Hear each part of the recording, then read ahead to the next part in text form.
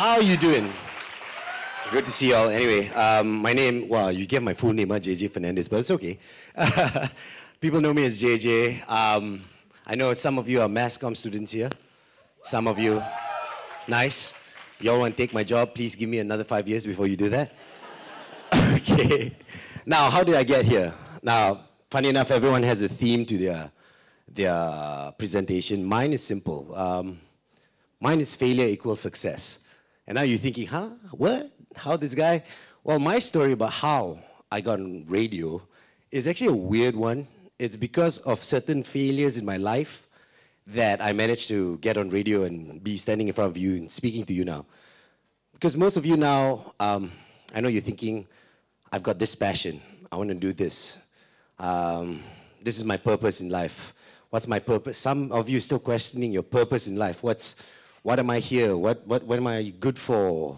Why? Everything. A lot of whys. Sometimes the answer comes to you only later. It comes to you maybe after a failure, right? Most of you, I don't know whether you know, I actually have an engineering background. I studied in electrical engineering. Yep, thank you, thank you. Thank you. I studied electrical engineering, but the funny part is I went into UTM, local university, and I went in there with, what, aggregate 13 or something like that in your SPM, like, ooh, terror. So the funny part is, I walked in there very cocky.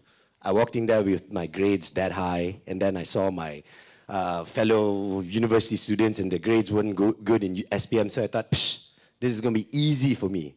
My first year, I failed. I'm not joking, I failed, and I got kicked out. Now, then you go, what's my purpose in life? What am I going to do? Funny enough, I got called back in. Thank God for that. Anyway, so I got called back in, I went into university. So I was 1 year late than all my friends who graduated as engineers a year earlier than me. Funny enough, as I go on thinking, the first time I did it, I did co-curriculum. There's supposedly in local use, there's co-curriculum that you're supposed to do. Now, I thought, I did that, bring forward lah, it's okay lah. No, apparently I didn't finish it. So, because of that, instead of 1 year extra, I had to spend another 6 months in my university just doing co-curriculum, which was ridiculous. Now, I had to find something to do while I was doing that. And funny enough, I had a friend who worked with the Hits Cruises, and that's where I started radio. I joined the cruises. I went there, learned what I can do. You know, the fun part about if any of you want to get into radio is just get your foot in. So what I did was, I got into radio. I did it because of the money.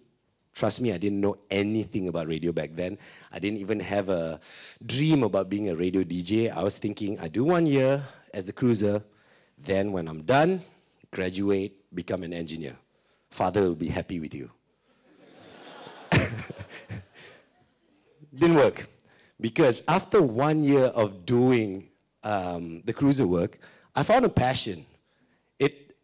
At first, I thought engineering was my passion because I really liked it. And I enjoyed it. The second time I went around, I did very well, okay? Just in case you're wondering. But I thought that was my passion until I studied radio. I didn't study it. I went into it. And I'm like, wow, this is fun.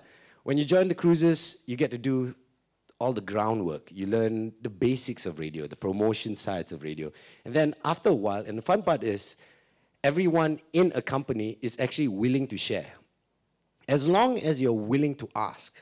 Now, if you really want to move ahead in life, don't be scared to ask. Don't be the guy who goes, okay, I look from afar and see what I can learn. No, don't do that. Go up to them, excuse me, can you teach me how to do this? If they say no, it's their loss, because they're very stingy with their knowledge. But most people love to share their knowledge. Now, ask them, and they'll teach you. Funny part is, while I was doing that cruiser, after 6 months of learning promotions and all that, I go, I want to learn something new. So what I did was, after work, I sat down with the sound engineers. You know, the guys who cut up the promos and make everything. So, and I learned that about radio, that side of our radio. So I did everything I could there, learned all I could, stayed back at night, no pay, just to learn. And I was starting to cut up promos for the station without the boss knowing. Please don't tell the boss. If the boss is watching this, I did not do it. Okay, but anyway, so I was cutting up promos, and after that, I did that for about 3 months, and I thought, hey, I've got this. Let's learn something new. Funny enough, at the same time I graduated was the same time where Fly Guy came up to me and says, why don't you try radio? I was like, nah, I'm an engineer. I don't know radio. I'm not funny. People won't laugh at me. They said, no, you got to try it. So funny enough, when I graduated, that time very hard to be engineer. It's like everybody was an engineer, and like you want to look for a job, it's not easy. So they said, while you're looking for your real job, come join us as the cruiser for a full-time thing. So I said, okay, since you're the senior now, you learned a lot, how about you be in charge of the cruisers? I was like, okay, cool. While I did that, the boss of the radio said, come, I'll give you a chance. You do a weekend slot. So that's where I started radio. I did weekend slots. I created my own show. It was an Asian show, it was a live show back then. Back then, I remember, we didn't have that much concerts. Anyone here more than the age of 30? No. Okay, back then, we did not have concerts like what we have now. So what I did was create this weekend show where we had, I played live music and pretended like it's a concert. So it allowed people to have that. And I slowly learned the programming side of radio. That was the fun part. And lo and behold, the boss says, okay, fine, you're doing well after a year. How about you could do it this full time? At the same time, I was thinking, oh, my dad is going to kill me. Because I told my dad, I'm just taking a break for a year. All right? Big lie. So I remember taking the job, going to my dad, telling him I'm a DJ now. He slapped me. But then after that, now he's very proud. But it's okay. But anyway, so I went on. I learned radio. I did, my first shift was 2 to 6 in the morning. Now, 2 to 6 in the morning is ridiculous. It's, why are you doing that? But I had passion for radio. It drove me to learn new things. It drove me to try new things, experiment new things. So instead of going, oh no, they put me on 2 to 6 slot. It's the worst slot. No one's going to listen to me. I'm not going to make it in this radio industry. That's the end of me. Instead of that, I decided to go, let's just try something new. Every time I started the show, I said, the sun has set here in Malaysia, but I'm sure it's up somewhere else, and you're listening to us through the internet. Give us a call. I used to get calls from US, UK, all students listening in. And then I realized, hey, there are people listening. So I tried my best. I improved on my skills, learned different things on how you can present, and then there was a chance to move back to the daytime, normal living time where people actually exist.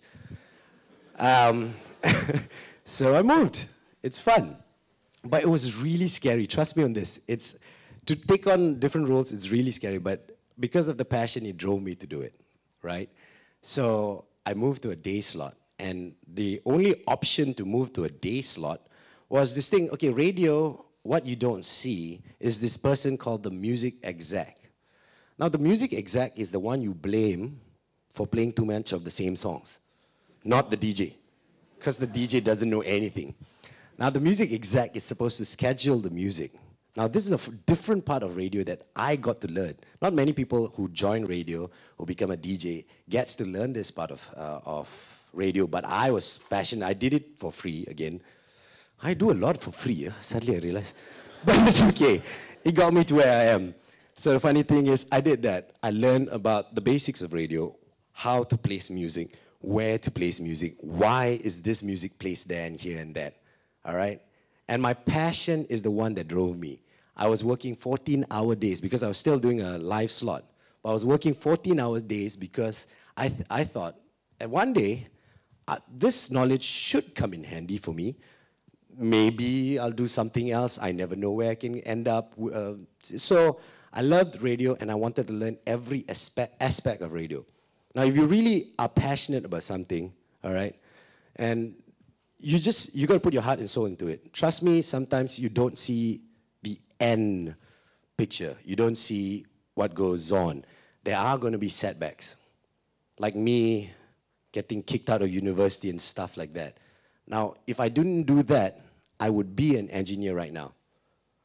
Don't know how much I'll be making, don't know where I'll be, don't know whether I'll be happy. But because of my failure, but back then, that failure was like, oh no, it's over, gone.